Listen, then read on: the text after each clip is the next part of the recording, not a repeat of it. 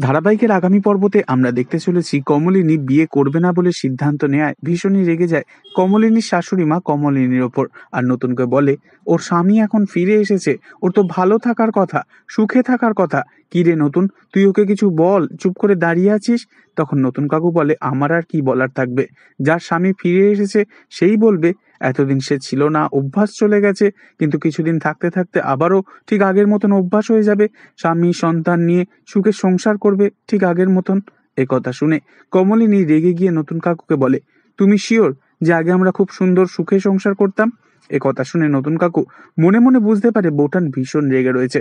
এরপর দেখা যায় কমলিনীর শাশুড়ি মা ঘরেতে সোফায় বসে ভীষণ রকম গজগজ করছে কমলিনীর ওপর, আর বলতে থাকে এখন তো আমার মনে হচ্ছে বুবলাই ঠিক কথাই বলেছিল।